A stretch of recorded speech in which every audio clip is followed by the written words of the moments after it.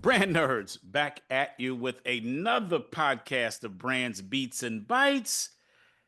And we kind of have a classic story today, LT, with the guests that we have. We do. I It's love one, this, don't you?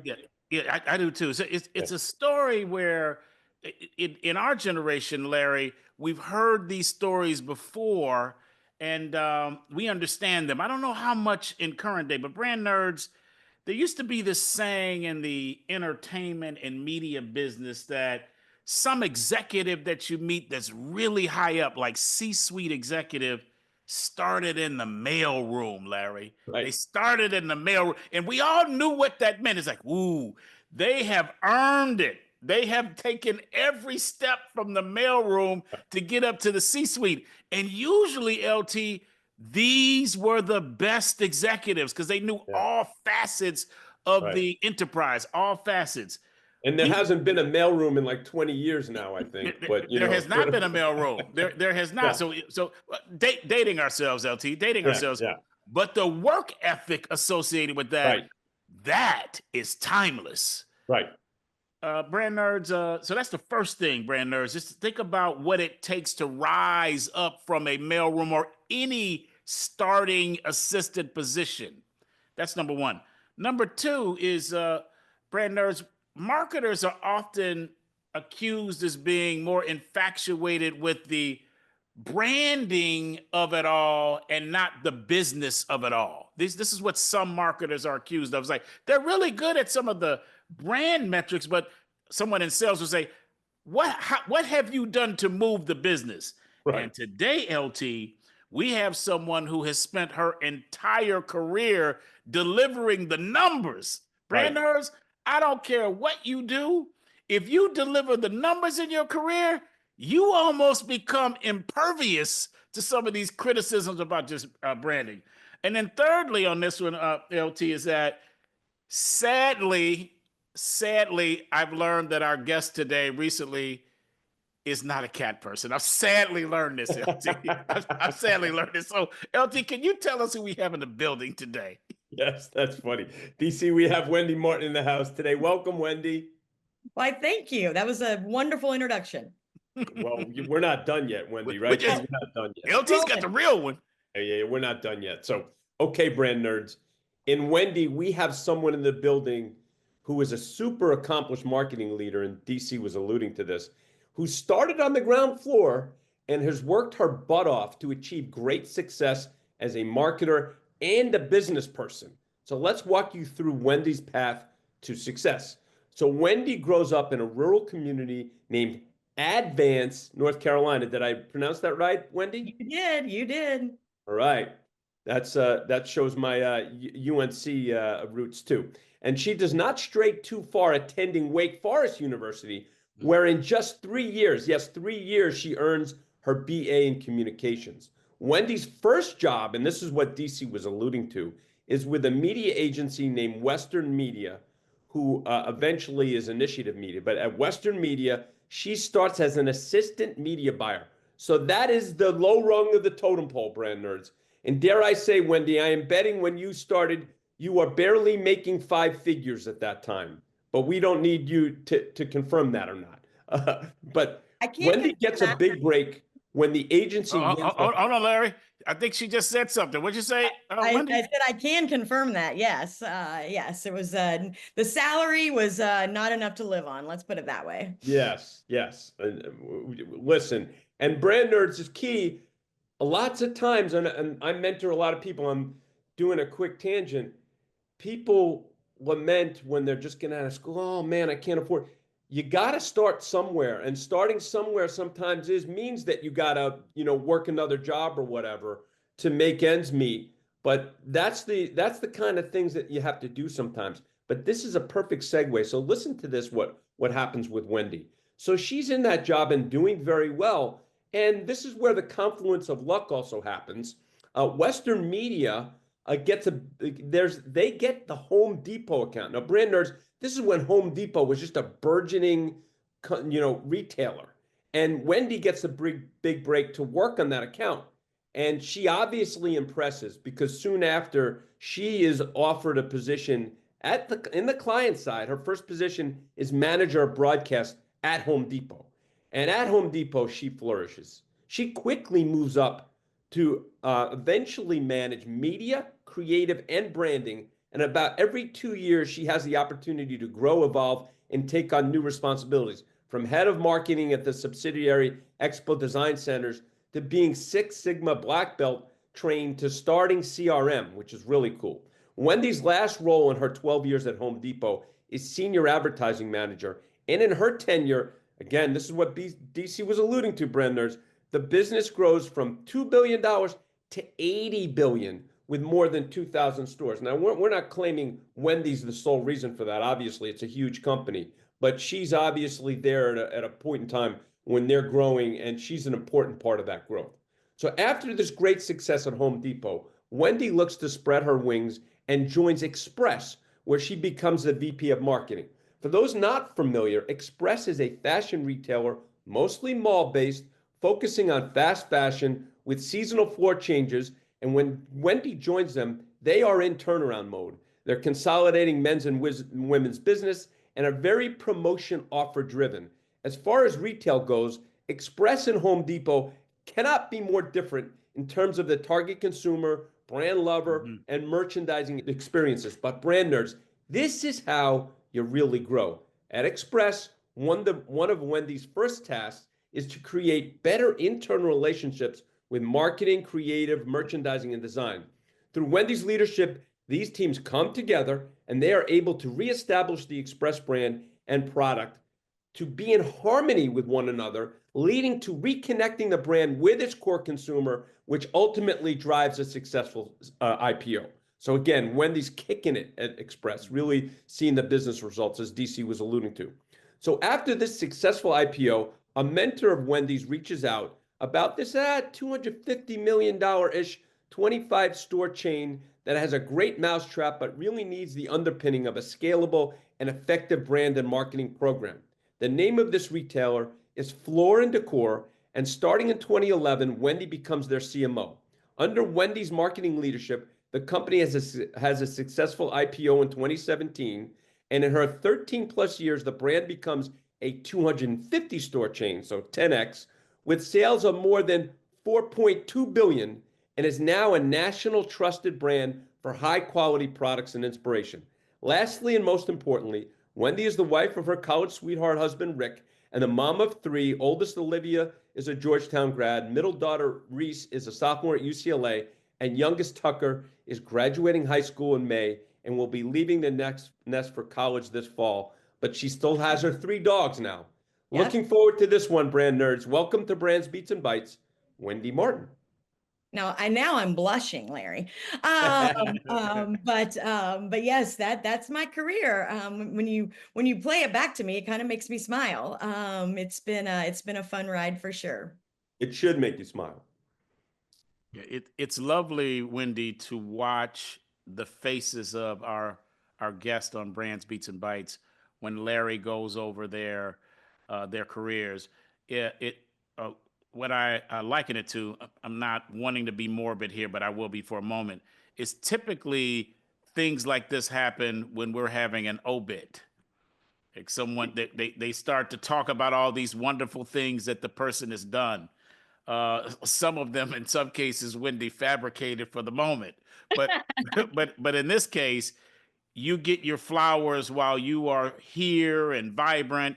And it's just lovely to see the responses of people. Just very cool. Because oftentimes it's as if the person who is having the bio read to them, they look like, is that me? They kind of look, did I do all of that? Yes, Wendy, you did all of this. Sounds kind of cool. Yeah, sounds kind of cool. You did all of this. All right, Wendy, we are going to the section that we call Get Comfy. Sure. And I used up front the analog of the mailroom, and we know there are no more mailrooms.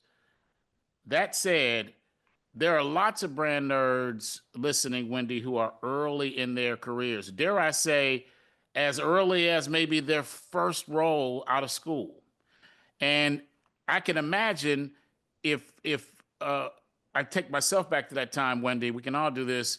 you go from a university campus where you've spent, in your case, 3 years, in my case, significantly more than 3 years. You get to know the people, the instructors, the students. You kind of know the cheat codes, if you will, to get around.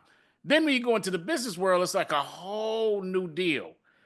What was going through your mind as this assisted media buyer, thinking about the career you wanted to have, but sitting in the virtual mailroom? What was happening in your head, Wendy?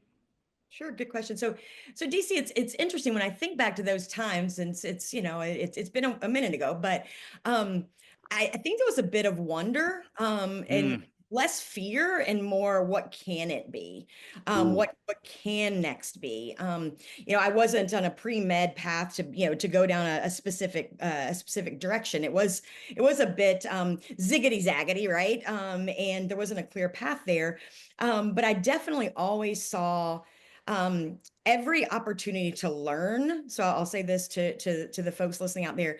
Take every opportunity. If you're invited into a discussion, go listen. Take confidence in yourself that that you can take something away from that to apply to tomorrow, to next week, 5 years down the road, whatever it may be. So I think I was just really open-minded, and maybe a little fearless, of what next could look like. And that was, I think, we'll call it sort of my superpower then. And it allowed for me, I think, to step into some spaces that maybe I wouldn't have been invited into otherwise, because I was a little bit more confident. Does that make sense? it does. It does completely. LT, any thoughts on this notion Go of ahead, dude. being fearless? You good? You go ahead. Okay. All right. So you go to a company, Wendy. One can be fearless, but it can also be intimidating. Sure. Things can happen to shake this confidence that you had. If at any time your confidence was shaken early in your career, if it was, I'm not suggesting that it was, but if it was, what did you do to get it back? Yeah. Sure it was. So jumping over into that Home Depot role, it was a pretty big job, and one that I hadn't necessarily had, exactly the resume of experience to do. So a lot of it was uncharted. So I would say, looking back on those days, I turned and I asked questions, I talked to people, I asked advice. Some people, I think, don't want to be vulnerable. But I asked advice. So we were managing agencies, the Richards Group out of Dallas, back to managing Western media on the media side. I would call them up and I would say, y'all, we've got a quandary. I've got this challenge. I've got this opportunity. Mm-hmm. I'm not sure what to do. What would you do? Give me some advice. Help me think through this. Got it. And I think I built some of my strongest relationships, by being a little bit inquisitive and a little bit vulnerable. So fearlessness, is almost letting go of, should I ask, or can I ask, or am I supposed to have all the answers? And the truth was, I was a young executive. I was growing and learning. So I think that's how I migrated through those hurdles and those roadblocks, was raising my hand, asking for help, talking to people, listening, and then a pretty good problem solver. I think I'm pretty good at pulling together ideas and saying, well, let's try this, Mm-hmm. and some solutions out there, and learned that pretty early on in my career as well. That's great Wow. stuff. That is great stuff. Wow. Confidence on one end, vulnerability on the other end, and how those two things go together. That's fantastic, Wendy. Thank you. Of That course. is. Thank you. All right, Larry, if you don't have anything more, we will get into 5 questions. I just have one thing I Wait, go neglected to ahead. say. Our wonderful friend Tim Spengler. This is another intro from Tim to the show. So I want to throw that in as well. Tim was probably one of those people I would call and be like, help me. Like, what do we need to do here? Give me some Right. advice. And he's not shy. Yeah, well, yeah, no, not back then either. Not back then either. Yeah, no, no, Yes. no. I cannot imagine a version of a shy Tim Spangler, even at like a week in the world. Okay, I could see him. I could see him demanding something even as a That's right. 1 week old. But And, can you and imagine how much he and I could get done in 30 minutes with as fast as I talk and as fast as he talks and Right. as oh fast as yes, we think? I mean, we could get some stuff done, oh y'all. yes, And yes. And in a I know quick. you guys did back at the Home Depot Oh days. yeah, That's really yeah, cool. yeah. Yeah. We had some wonderful opportunities to work together there for sure. Yeah, we love you, Spangler. Thanks for looking out for the show. All Yes. right, so 5 questions. Thank you, Larry, for bringing that up. So, Yep. Wendy, I will ask a question. Larry will ask a question. We'll go back and forth until we have arrived at 5, and I am going to begin this thing. What was the first branding experience that you can recall where when you were into this brand, you thought you were engaging with the brand for maybe 15 minutes and oh, you're in it for like an hour and a half. It passed so much. It just electrified you. Something about this brand just did something to your soul. Almost like a first love. What was this brand or brand experience for you? So I've got two for you. Okay. I hope that's okay. It So is. the first one, so I was probably in middle school. So, we talked in his introduction, talks about I grew up in rural North Carolina. So I was in middle school. I was babysitting, make a little extra money for a teacher. And I would remember after I'd get done, they'd go out to dinner, come back. I was too young to drive. So the husband would drive me home in his Porsche 911. Ah. Sit in that car and I would think some Mm. like this Wow. for me, it's a true aspiration. Right. Someday I want to be a person who can have this car. And it wasn't something that was in this small town. There weren't tons of Porsches running around. Like it was an Mm. unusual situation, not like you're driving in LA or Atlanta or in those kinds of things. So it was a special car in a special space. So just, for years and years, fast forward, I had left Home Depot, moved over to Express, had two young daughters and had just had my third, my son. So I had, little ones running around. No Mhm. for a convertible. We got car seats galore. Not the time for a 911. Yeah, when I'm living in Columbus, Ohio, where there's ice and snow Oh, and Columbus, Ohio. Yep. Yep. you're not putting your top down a lot, maybe two months out of the year. And my husband, you kind of pointed this out earlier, who we had been together for, for a long time, and we're coming up on our 33rd wedding anniversary. But at Oh, this point, wow. he looked at me, he said, Wendy, you have worked your butt off. Hmm. You have wanted this so long. Let's get you. Hmm. I'm like, now? Oh. And he's like, yeah, now. So we got this fun sports car. I had a Way to car seat. go, Rick. People would literally laugh at me because you had this car seat in the back of this, this convertible. But it was a starting point. It was kind of a beginning and an end point for me in terms of that. You work hard for certain things. You work hard to do right for your family, to do right for your associates and your business and your company. But my husband in that moment said, do right for yourself. You wanted this. That's awesome. And so I That think is. when you talk DC about something that stuck with me as a brand and what it kind of looked like for success for me, getting that very first one. So fast forward now, that's what I've driven. I've had a Porsche 911 convertible since that moment. And my son's like, Wow. come on, that's so boring. Same car. I'm like, no, this is mom's car. This is Yeah, um, that's not boring, that brand nurse, to drive that car. Sorry. yeah, right. Yeah, you know. But anyway, so at the end of the day, it was that moment, and it was defined so clearly in my mind as something to work hard for. And then, kind of was many moons later, a payoff, even though it wasn't practical. It was a defining moment, and I think from a brand perspective, Yeah, that absolutely. was really aspirational. So that's kind of a loftier example. I'll also kind of lean back in on the business side and the career side. Mm. Home Depot gave me so many early starts to who I am today. That brand. I mean, you're never going to see a Lowe's bag my driveway, picking up the yard pieces. Like there's not going to be we're only going to see Home Depot stuff in my life, because that brand from day one, as I built it and worked within that organization, gave back to me so much. And I think it's such a wonderful, renowned, world-class company that that brand from a career perspective will always be part of my life, and is a part of my life, because got to change out light bulbs, Right. paint the walls. I'd buy my floors from Floor and Decor, but I am brand loyal. But that Home Depot experience, you can't buy it today. Like you can't get those experiences that I had today, or rarely can find those, and that's meaningful for where I am in my world as well. DC, you have any thoughts to that? I have a quick follow-up. Please do your thought, and then I've got a question, and then I'll kick it to you for the next question.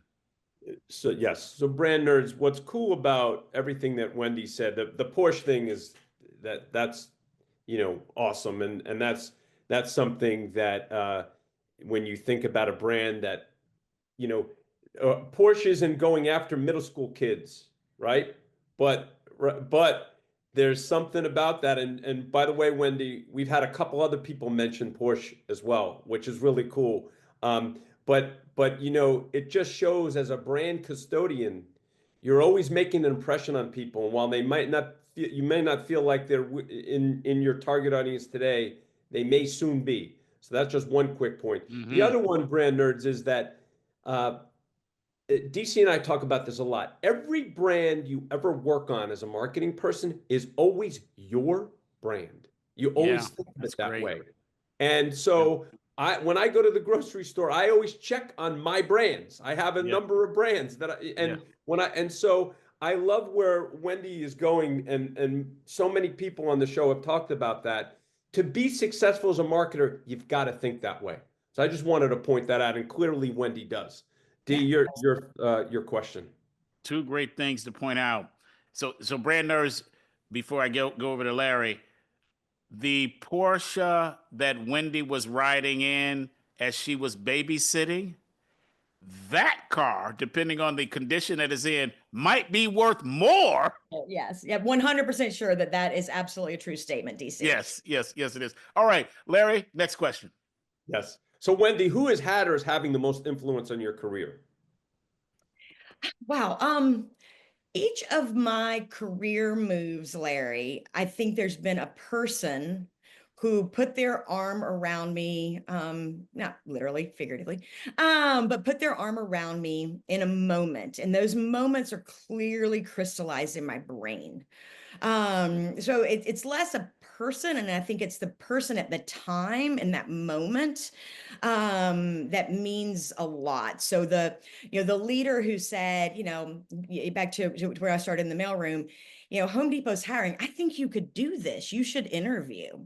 To the person at Home Depot, who happens to be Dick Sullivan, who's been a mentor of mine for a long part of my career. But Dick gave me those opportunities. He didn't come in and say, all right, I need you to do these 3 things. He said, this is what we need to get accomplished. I need you to get it done, and gave me the room to do that, and trusted me in that space. To someone at in my Limited Brands Express days, who said, hey, I need you to push us harder. Our product is where it needs to be, but we don't know our customer well. Just those moments, those defining moments. So sometimes it's who the person is, Larry, but I think often it's when you're in that moment, are you doing that for somebody? That I've taken in my own leadership and said, this person needs this in the moment. What can I do for them?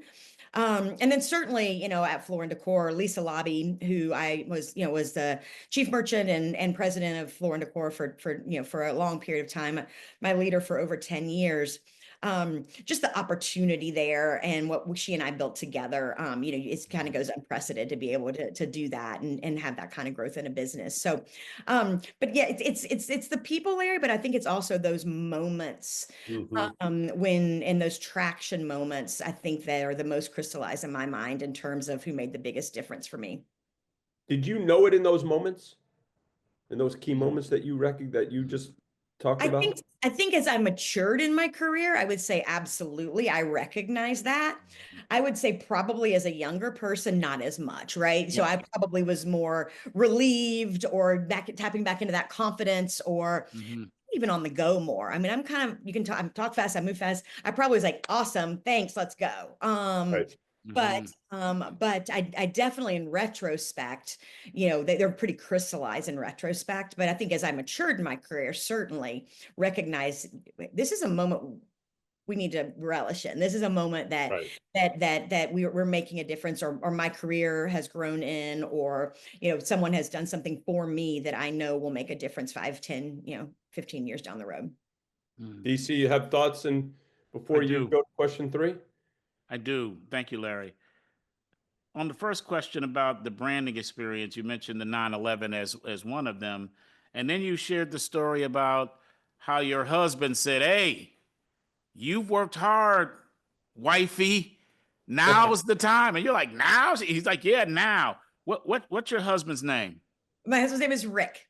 Rick. Okay, got it. Rick. Okay, so now I want to go back to this question that Larry just asked, where you answered and you talked about the moments. This is like someone, you know, figuratively put their arm around you, Wendy, and said, "Hey, like you can do this. Like you can interview, or hey, I need you to get this done." Like it's the case of Dick Sullivan. And you're the kind of person that you've admitted that you're like, "Hey, all right, good, let's go, all right." But after you were told this, after someone figuratively put their arm around you and said, "Hey, I think you can do this," and typically it sounds like it was something bigger than what you were doing at the time, or more than what you were doing at the time. What did you go say to Rick? Yeah, a great question, D. And can I do this really? Yeah. Okay. So Rick and I, as we had our first, actually today is my oldest birthday. Okay. So as we decided to have her, didn't know it was a her at the time, he became a stay-at-home parent. So we've Hmm. a little bit of a role reversal on that. So he was a Yeah. stay-at-home dad from the day we had Olivia. Yep. So he has, you know, he has definitely run the household, been very, Yep. very engaged in Very cool. everything, but certainly Yep. my confidant when I walk in the door at night and say, but those Yeah. early days before we had Olivia, when he was in the workplace, I was in the workplace. I think he recognized that my career trajectory, I was in a special place, and people use that word special a Okay. lot. Yep. Yep. Yep. Yep. Just Yep. but it was special. We knew it. He knew it. I knew it. We saw the opportunity. So Was I this at Home Depot, Wendy? Just yeah, to this is Home Depot. Yeah, yeah, Home Depot. yeah. So I think he would mostly, DC, to answer your question, he would mostly just listen, Got it. and often say, "Don't take it so seriously. Yeah. Relax. Take a deep breath. Yeah. You know, it's gonna be good." And we just sort of powered through. But yeah, no, very good question. He often was the person that I was banging my head against the wall, and he's like, "All right, let me put a pillow so you don't bang your head quite so hard." Oh, that's nice. All right, Larry. Any more before we go to question Well, 3? All right, cool. This is fun.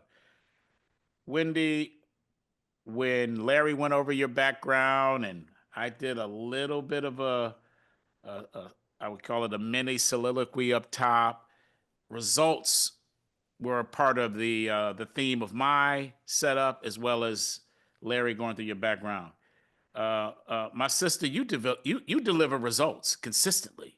Like yes. if you don't do anything else, you deliver the results. So when you're delivering results, you're winning. And this question, Wendy, has nothing to do with your winning. Nothing at all. Nothing at all.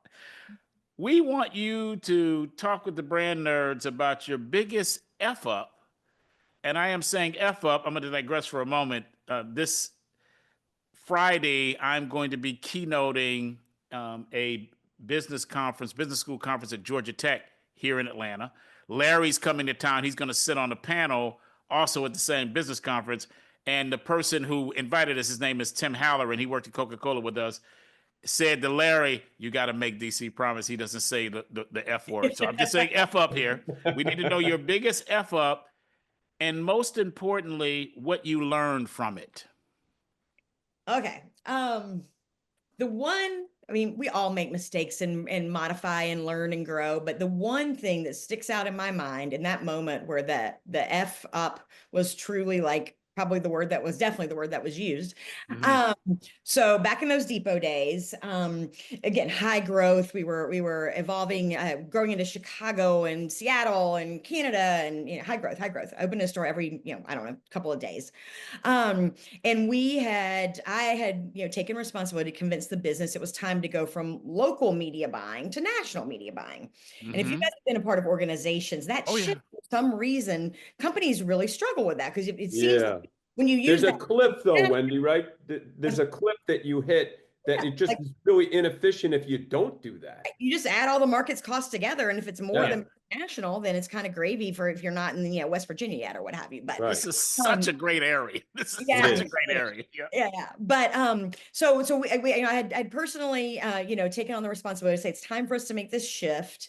And everyone thinks I don't know why everyone it's every organization I've been in, they're like, oh, we shouldn't be there yet. I'm like, but we are there. We need to be there. It's efficient, Right. et cetera. It just seems like national seems so big. Yeah. Yeah. Um, but anyway, so it was my first national ad. And this will date it a little bit. It was like the Thursday night lineup, Friends, ER, Thursday night when you used to have, relationship TV and be watching the TV. I knew what pod I was in. If Tim Spangler was on here, he'd be talking about the importance of what pod you're in and where you He are, would. that kind of Yeah. jazz. Yeah. Sitting there with Rick, and we're watching, and the ad comes on, and it's announcing our Minneapolis grand opening. Oh, Oh, and it's a national.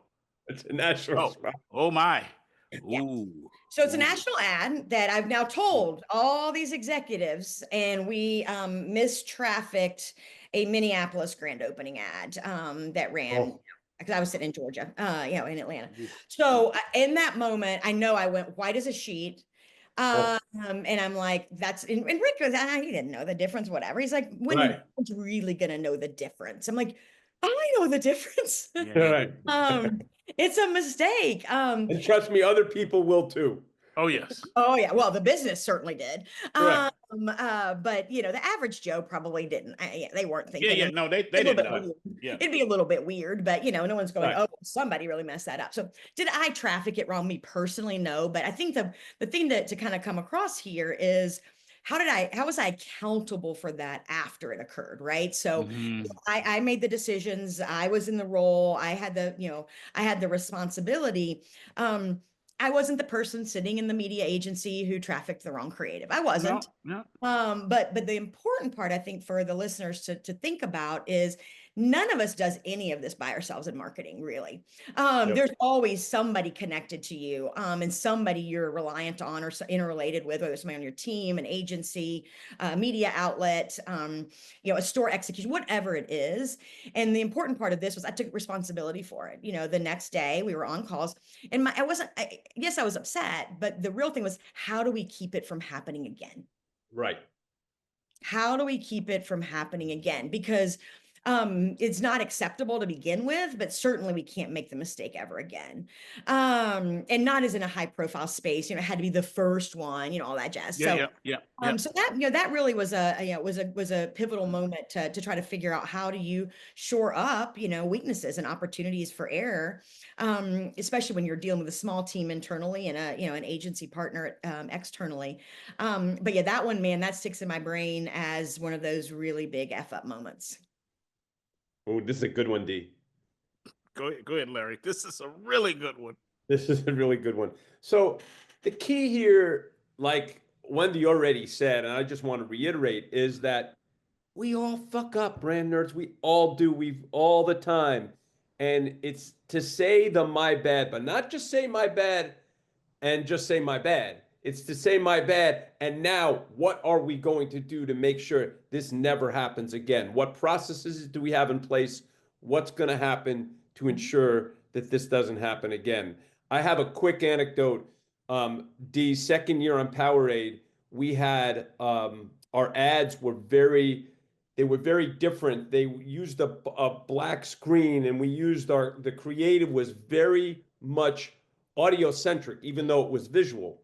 And the first time the ad aired, sort of like you, it was to the volume. Most ads, brand nerds, this is one of the things that people don't know. Most of the time, the agencies turn up the volume where you Yeah. go, damn, that ad's loud. Yeah. And Yeah. and this is a time where we really needed the volume turned up, and I could barely hear it. And it's like this is reliant upon volume. It's like one of those things you would never expect, just like Wendy wouldn't expect that this wouldn't get trafficked right. And that was like same thing, like, oh my God. But it's really to make sure that you make sure the next day that that shit does never happen ever again. Absolutely. So that's the point. And don't blame so much, I mean, yeah, Right. yeah, I mean, there is fault, and Right. we, but try to be, thoughtful about that, but definitely take accountability for it. That's key. Yeah. Wendy, you are saying something I think that could be seismic for brand nerds growing through their career, particularly if they're looking to be leaders. So, a great employee will take responsibility for a mistake that they have made. That's a great employee. A great leader will take responsibility for a mistake that someone else has made. Sure. Yes. Big difference. And I would dare say, Wendy, that when you, with the temperament that I'm seeing you display here today, said, "Hey, yeah, I wasn't at the agency doing the trafficking of this spot. I didn't do that. I remember back in the day, Wendy, there would be someone at the agency who would literally physically take the tape That's right. over to the network and go, and That's we'd be right. like, okay, what time? How much time do we have? Okay, you weren't doing that. You were Right. not in Manhattan running down the street with a tape. That's Yet right. you took accountability for it. That's big, Wendy. This is what great leaders do. Absolutely. Absolutely right. But it was painful. Not gonna lie, Yeah. fellas. It was painful. Yeah. All right. Larry, any more from you before we hit the next question?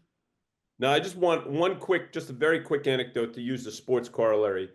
Steve Young, and the San Francisco 49ers Hall of Fame quarterback, talks all the time that he learned the hard way, that he understood that once he threw the ball, it was literally and figuratively out of his hands. And even if it got tipped 5 times and somebody intercepted it and it wasn't Yeah. quote unquote his fault, he Yeah. would, after the game, say, my bad. And Ah. even Yeah. though the receiver might have tipped the ball and they should have caught it, and that went so far in his receivers knew what he was doing. The whole team knew what he was doing. He was the leader and the responsibility. Yes. Aaron Rodgers with the New York Jets last year, he did the opposite. Yes. The Right. opposite. Yes.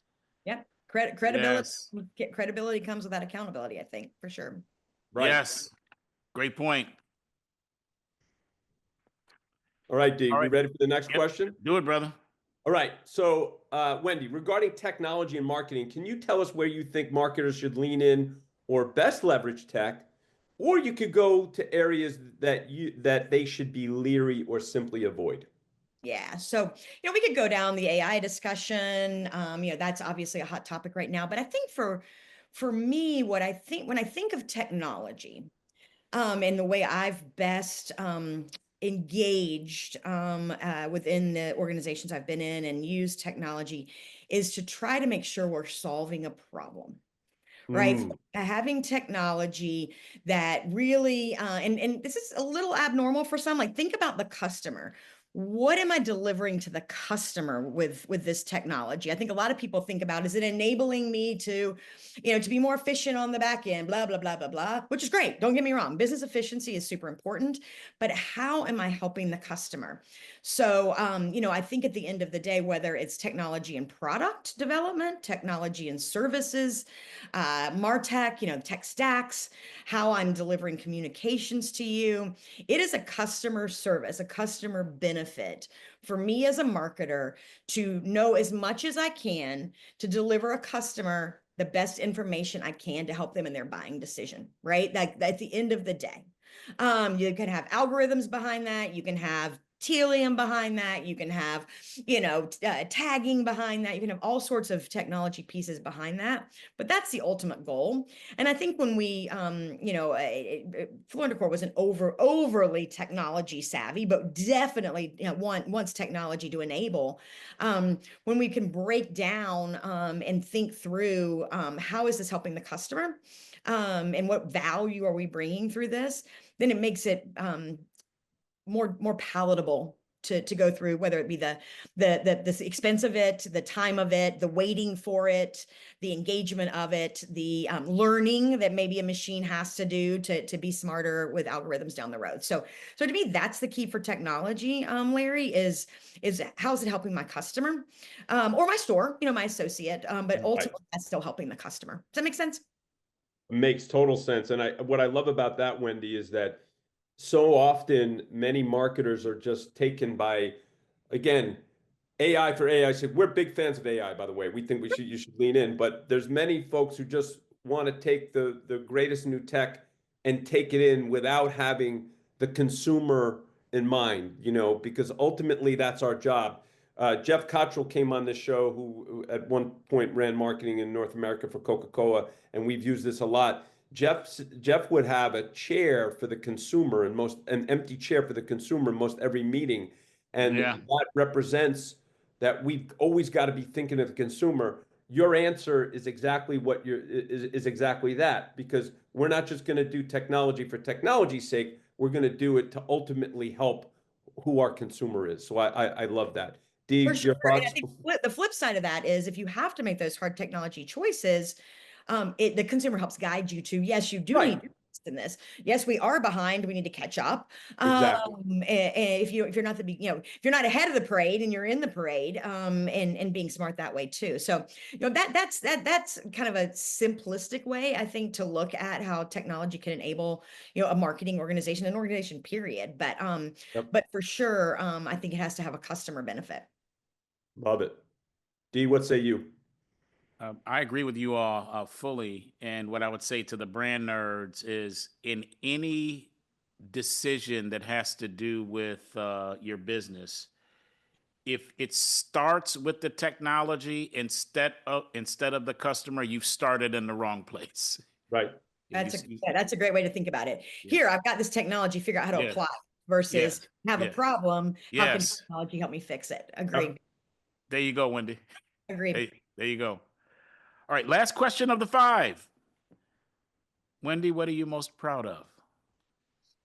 Oh, let's see. I think we all, as we look back on our careers, look at the folks, kind of the people I talked about earlier, the people who did this for me, that we've done that for, put our arms around and gave them advice and helped them. So I'm so very proud of the folks that I've grown in my career, and I can, name off many who are far smarter than I am, and are doing wonderful things. But I think if I really wanted to boil down to what I'm most proud of, I think it's this working mom piece.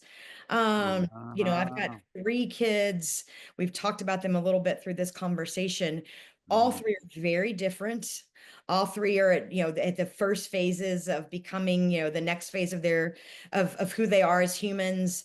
And to see that happen, to see my oldest migrating through the working world and figuring out grad school, and my middle one, kind of already figuring out that she wants to be a sports psychologist, and maybe doing a double major with disability studies, so she could maybe help a broader array of athletes, to see my son as he's looking at his next adventure, and see how they're working as real humans, and they're independent. And Rick and I did some things right along the way, but knowing we did all that, and I did all that while building these businesses, while putting a lot of that confidence, vulnerability scale to the test through the years.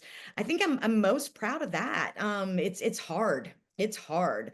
But I think if you talk to other parents in my kids' school, they would say, Wendy, you're always there. You're there Ah, present, you're at the games, you're at the play, you're listening to them play saxophone, you're, whatever it may be, at the awards ceremony. And I've figured out how to do that. And again, it's not easy. So I guess I'm very proud of that, y'all. I think that's a tough thing to do. And I think we've done it really well, looking at these three very wonderful humans, and what they'll contribute forward. So that'd probably be my proud moment. That is amazing. That is something to yeah. really be proud of, actually. That to look at it from where you sit, especially about to be an empty nester. Oh yeah. Bravo. Yeah. Well, thank you. Thank you. It's fun. Like I said, it's hard, but it's worth it, right? Yeah. Yeah. Even though I'm not a cat person, I also have 3 dogs. I You like do a have, lot. yes, she has 3. I'm sorry, she's a dog person. Sorry about that, Wendy. Yeah, But it's okay. I forgive I, you. I defamed you by It's all right. mentioning your dedication. You're right. She's a All dog the person. people in the world are gonna hate me, but it'll be fine. Shout out your dogs' names now, so we make sure. Oh yeah, let's get the Oh, my, doggies in. Let's get the yes, my doggies. dogs are Quinn, Roxy, and Callie. Love it. Love it. Do you have anything to add before we go to the next section? I do. Um, Wendy, you said that being there, like people say, you were there. Um, this is personal to me. I've got 3 children, just like Wendy. You and Rick have 3 children, and when you have a career like yours and mine and Larry's, there's a lot of pressure. Takes a lot of time, and when my children were all sort of out of the nest and either in college or graduated college, I had a sad feeling because, Wendy, I thought I had not spent enough time with my daughters, Haley, Lauren, and Sydney. And I began to get on this guilt trip of I sacrificed my time with my daughters to build a career. And it was and has been a wonderful career. And then, just like your answer to the question of the people that you've learned from in your career to have the most influence of your career, when you talked about this virtual arm around you and you said moments, I'm now connecting that to this answer that you're giving. What my daughters said to me, because I expressed this to them at different times, and they said, "Dad, you were always there for the important moments." Yeah. Yeah. And we can't predict when they're going to be, right, DC? Nope, Like nope, you just don't know. no.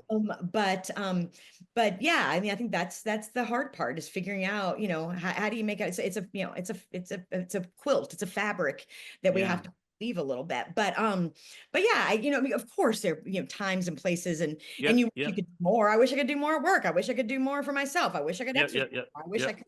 I wish I could. And I'm sure when Tucker's out of the house, I'll I'll have a gaping hole, of time, that I'll hopefully reinvest in something else. But yeah, it's important, and I really have made a concerted effort. We live near where I work. We live near where the kids go to school. I mean, we made choices along the journey, trying to, make it as feasible as possible to be both the working person who has, big jobs and lots of responsibility and accountability for performance, for results, for the people at the office, but also for these 3 little humans that we love to bits and want to be successful.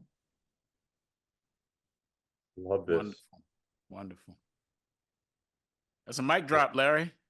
That's a mic drop. That's All my right. vulnerable moment, y'all. See, look, I can be vulnerable. That was awesome, Wendy. That All right, was. Wendy. That We're was. going to the next segment now. So, DC, Wendy, what's popping? What's poppin'?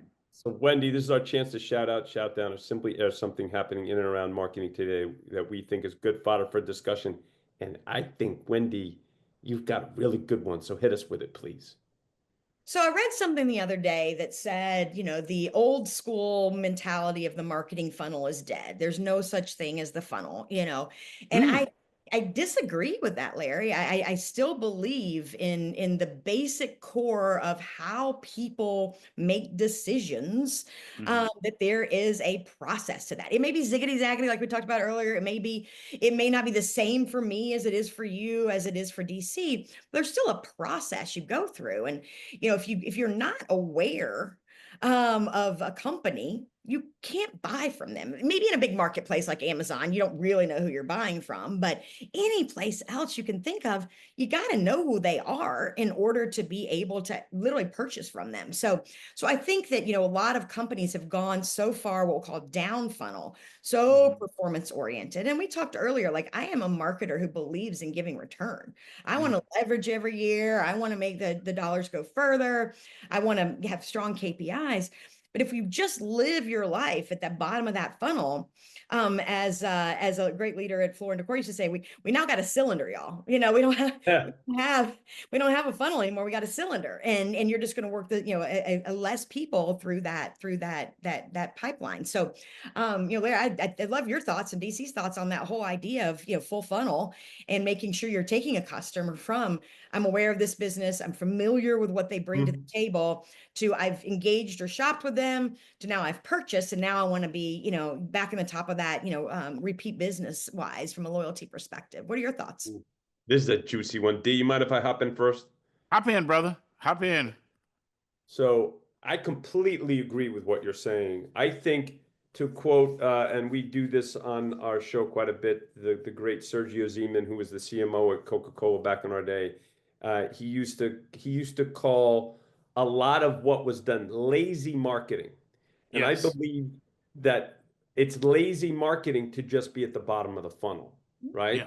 Because then you are not being conscious of the whole of who your target audience is and what in our parlance who your brand lover is, to really be conscious about that. You're just surfing in the people that happen to know you, and invariably those people go away, they get older, et cetera, et cetera. You constantly, again, another Sergioism, he had a lot, you have to reintroduce your brand to someone new every day.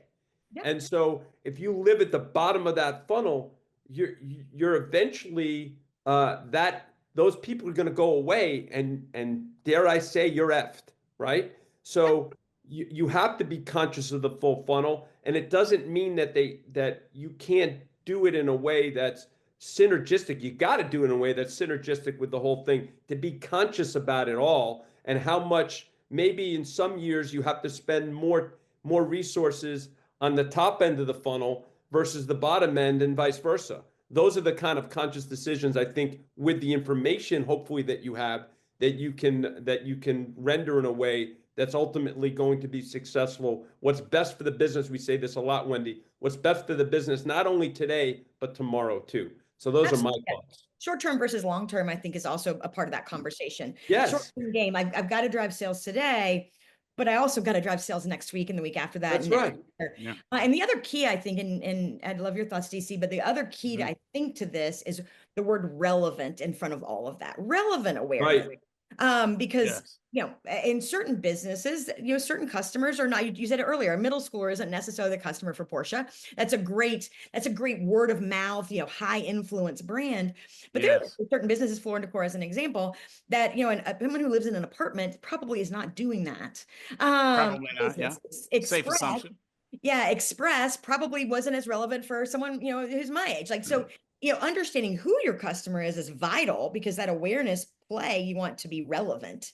But I don't believe the full funnel is dead. And I don't believe that, each phase doesn't interrelate to the next in a way that makes you more successful, building on that foundation. What are your thoughts, DC? I agree with you, Wendy, as well as you, Larry. The notion that the full funnel is dead, wherever that logic came from, that logic is dead in my mind. And I'm Yeah. going to explain why. If you say that the full funnel or the marketing funnel is dead, then I would have to deduce from that that we just believe people purchase out of the blue. You Right. just arrive at I'm buying Right. this thing. There is a process that humans go through before they purchase anything. So Yep. not only is the full funnel not dead, it's very much alive as long as humans are still human. So that's my that's my reaction to the meta point. Now let me go now to the micro point, which is probably what this person means, although they said the funnel's dead, is that it's all about the bottom of the funnel. It's just about the bottom of the funnel. It's the lower funnel. And so, okay, so brand nerds, just we another quote from Sergio Zimi that we really like, which Larry and I will mention from time to time, is marketing is too important to be left to the marketers. All right. Yeah. And so for the brand nerds out there that are listening, that are not necessarily trained in marketing, let me explain this funnel to you. It's like a literal funnel, like if you were using it in your kitchen or in your car, and it's wide at the top and it gets more narrow at the bottom.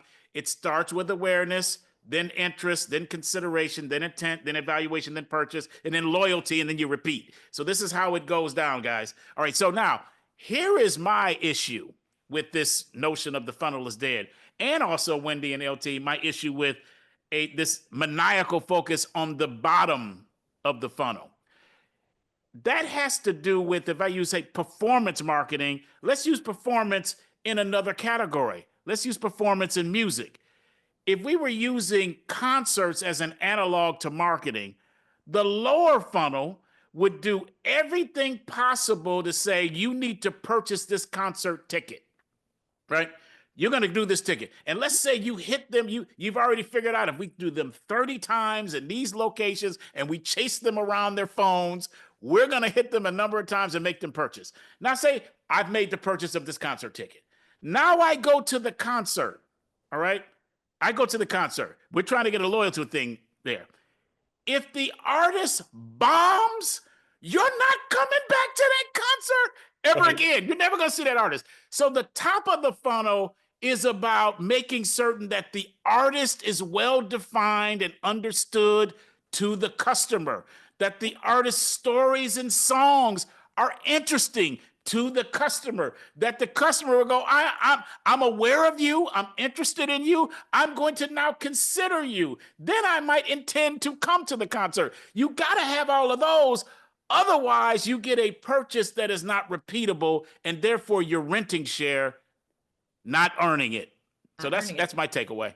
Yeah, agreed. Love that. Also, there's a misnomer that a channel, a medium, does only one thing in the funnel, right? It only Right. hits you in one way.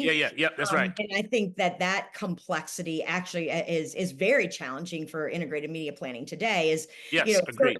Certain channels could very well go in and out of different phases to get you aware of a business or make you feel more knowledgeable of what they provide.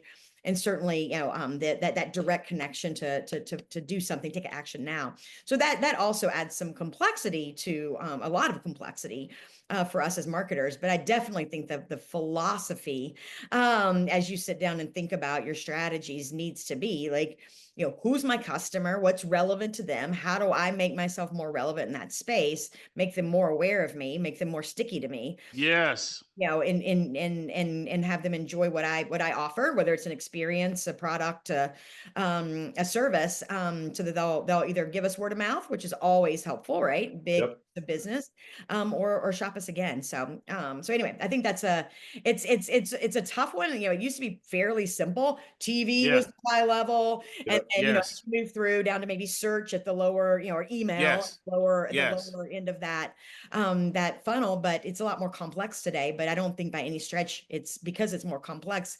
It's harder, but it's not gone.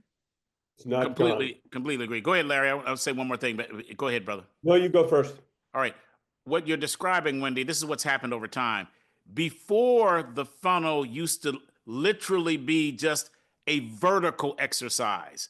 Now it's dynamic. Now it's dynamic, but it's still a funnel. It's still a funnel. Still a funnel. All right.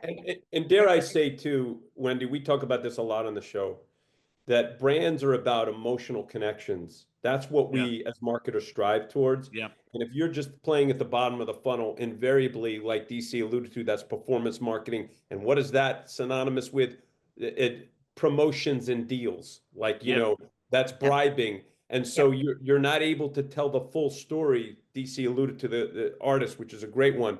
a full story of a brand. And if you get the full story and the full connection, that's where you, again, can blossom and blossom not only today, but you're planting seeds for tomorrow too. So Yeah, I I think mean, the those are really good. content you deliver, I mean, we talk often in the funnel in terms of what channel you're using, but the content, the message, Yes. I think could be, frankly, even more important than the channel you choose to put that message in, because the channel could be different for each of us, right? But that Yes. Yes. at that point in time, Yes.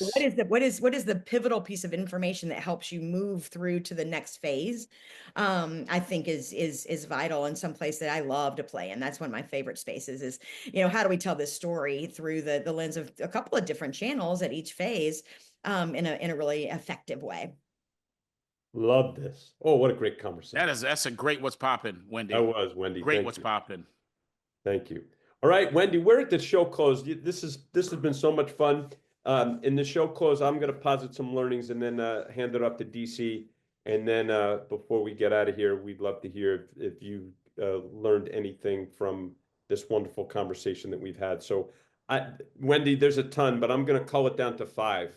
And so, number 1, early in your career, be open-minded, curious, and fearlessly think of what can be. That's number 1, brand nerds. That's Number good. 2, take every opportunity to learn. That's Wendy did that from the get-go. Number 3, don't be afraid to be vulnerable and ask questions, ask for advice. That will take you further. That's number 3. Number 4, with technology, make sure that when in your marketing realm, that you're actually solving a problem with the technology, and how is it going to be ultimately helping your customer or consumer. And that may mean, like in Wendy's case, she alluded to, in a retail establishment, if you're helping the people that work at the retail establishment, they're ultimately going to help the consumer. But it's always have the consumer in mind. So that's the 4th one. And the 5th one, DC, Wendy said this as a very quick aside. She said, we make choices in life. And what I interpret, where I think she was going is, with things you can control in your life, and brand nerds, a lot of things we can't, try and make your life easy, like living near work and school that Wendy alluded to, so that you can be much more available for those important moments that Wendy did not miss. Those are my 5. Excellent, Larry. Excellent. Wendy, don't know if you've listened to any of our podcasts before, but whether you have or haven't, hopefully you'll listen to this one. At the end, I attempt to conclude, at least in my mind, it doesn't mean it's true. Like who is this person in front of us? Like what's this soul have that only this soul can provide to these 7+ billion people on the planet? And sometimes it hits me, sometimes it doesn't. Sometimes it hits me right away. Sometimes it's a little late, but something has hit me, and I'd like to share it with you now. When we started in the Get Comfy section, you mentioned at the beginning of your career, you're looking at this new opportunity with wonderment. You had some wonder, like, oh wow, like yes, there's a lot going on here, but like what can it be? Like what kind of possibilities are here? And then you mentioned your fearlessness, that you're fearless, even then. And that fearlessness has been a theme, I dare say, through your entire career. You've had some fearlessness, but you didn't just take along the fearlessness as you talked about your moves. You also said it's okay to be vulnerable. It's all right to be vulnerable. And then you gave the example at Home Depot. Here you are, you're on the client side, and you call some of the same folks that you used to know and some of them work with when you were an agency saying, hey, I don't know what to do. If you were in my shoes, what would you do? Vulnerable. And then there's another thing that you mentioned. You said high growth, high growth. And something I've noticed through your careers, you went from Home Depot, that grew, super monstrous. Then you go to Express, smaller company, more responsibility, also high growth. And then you go to Floor and Decor, smaller company, and even more growth. So you got more responsibility and more growth as you went from step to step. And then I'm thinking to myself, okay, wow, what is this here? And then it came to me. And I went back to your question, the answer you had about first brand experience. And you mentioned you're in middle school. You're in middle school and you're in this 9/11 and you're like, woo, I kind of like this. I think I'd like to have one of these one day. Now that one day was going to be a while from now because you didn't even have your license then. But you're like, I'd like to have this one day.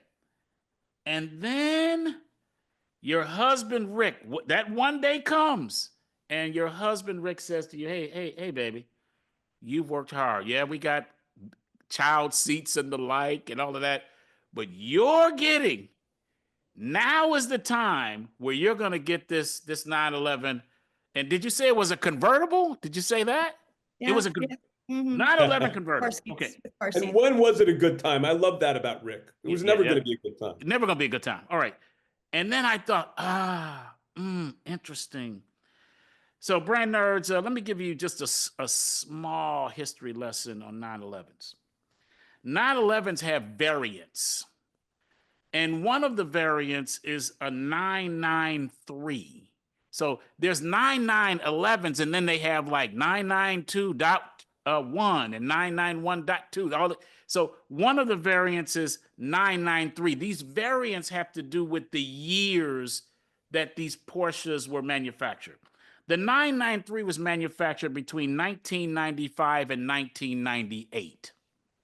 Let's go back, Wendy, to some of your words. Wonder. The 993 is considered by many Porsche enthusiasts as the best Porsche of all time, the 993. Why is it considered that? Because it's got this combination of engineering prowess, but maintains the vintage elegance. Like 993s are like very, very special 911. So they have this wonder, fearlessness. When Porsche built the 993, they used 70% new parts from the 964, which was right before it. So they went 993 and they said, we need to like completely do this thing. Vulnerability. When Porsche made the 993, they were in financial straits. So they licensed off a bunch of stuff. They did not know that they were going to be in business. So they made this radical change, like we're changing 70% of this car because we hope to stay in business. And then high growth, something that you said, Wendy. That 993 saved the company. They grew after that. And now we know Porsche as we know Porsche. But most people don't know they almost went out of business. And it was the 993 variant, that particular variant, 95 to 98, that saved the company. Where am I going with all of this? The correlation between that 993 and wonderment, fearlessness on Porsche's behalf to go 70% new, vulnerability, they're about to go out of business, so they license, and then it's saving the company. I believe, Wendy, that you currently are, and you have been, the 993 of the brand and business world. I think you have been that throughout your career. And then finally, I will say this. Why the 993? Why actually, in your case, the 911 Porsche? Why the convertible? It's so that when you put that top down, hopefully not when it was too cold in Columbus, but when you put that top down and you lower that window and you put your left hand on that steering wheel to drive it, that they would see these three hearts that represent your kids as you are flossing out. That's it. Wow, I can't tell you that I knew all that story, but it's amazing and obviously very very touching to me for you to kind of be able to in a very short period of time we've known each other to kind of look at my career and say it that way, DC. It's very, very, very meaningful to me. Thank you. You're very welcome. Thank you. But He my has a three. way of doing that. Yes. And I have listened to several of your podcasts. But thank you. Today has been absolutely fantastic. I couldn't have asked for a better conversation. So Larry, I just kind of wrap up my thoughts, you think, or? If you have any thoughts you want to add about our conversation that you'd like to sort of reiterate for the brand nerds to take home with, or I anything, think you guys feel free. hit Hold all. on, Wendy, before you do that, sorry, Larry. You raised your arm, and brand nerds who are listening to this but not watching it, can you talk about this tattoo you have? Yeah. Sure. So I have three, you hit the nail on the head. You know exactly what the three little hearts are, but three little interlocking hearts on my inner wrist. It's one of just two tattoos I have. I'm not a big tattoo person, but I got this actually relatively recently, DC. My middle daughter, Reese, the one that's at UCLA, is a connoisseur of tattoos. She has a handful that she's purposely curated. She didn't start she was 18, she's only 20. So, it's only been a while she's been doing it, but each one has a huge meaning for her. She makes choiceful decisions with what she's choosing to put on her body. And they all have these great stories behind them. And so she and I went, as she was going back for sophomore year this year, we went together, and she got a tattoo in honor of my mom, who passed away a few years ago. And she's been, for those 5 years since my mom's been gone, thinking about what she wanted to get. And she ended up getting, so North Carolina, Larry, the dogwood. That's awesome. The dogwood, which is a very familiar tree / flower. Yep. So she ended up getting that, and I ended up getting my three little hearts for the kiddos. So it's fun. It's awesome. But just a constant reminder of that, my proud moment, my three. So yes. Yeah. Thanks for sharing that. Yep. Thank you. Another fun story. Yeah. But thank you for noticing. Yeah, they're kind of fun. So just, kind of in retrospect of the conversation, I would say from an advice perspective, you guys hit on a lot of what I would consider very important phases and thoughts throughout my career. And, as I would coach and mentor folks with, within my team or other teams throughout organizations, the one thing we didn't touch on as much, but maybe comes through a little bit my personality, is sometimes you just have to have a light moment. Sometimes you just have to, like make a little fun of yourself, bring down the tension, lighten the mood, just call it what it is. Like, it's not that important. Let's bring it down a notch. And I think learning skill, you don't want to be silly and doing the wrong moment, then you look like an ass. But if you pick those moments to say, like, this is a light moment, let's take it down, everybody breathe a minute and try to have a little fun. What we do should be fun. Marketing is fun innately. So maybe that's a last piece of advice I would leave for the listeners. I love that one. And it comes through loud and clear, Wendy. So for you to put the stamp on at the end here is absolutely perfect, which is a great segue to our show close. Brand nerds, thanks for listening to Brands, Beats, and Bytes. The executive producers are Jeff Shirley, Daryl D.C. Cobbin, Larry Taman, Haley Cobbin, Jake Tate, and Tom Dioro. The Podfather. That is he. And if you do like this podcast, please subscribe and share. And for those on Apple Podcasts, if you are so inclined, we love those excellent reviews. We hope you enjoyed this podcast, and we look forward to next time, where we will have more insightful and enlightening talk about marketing.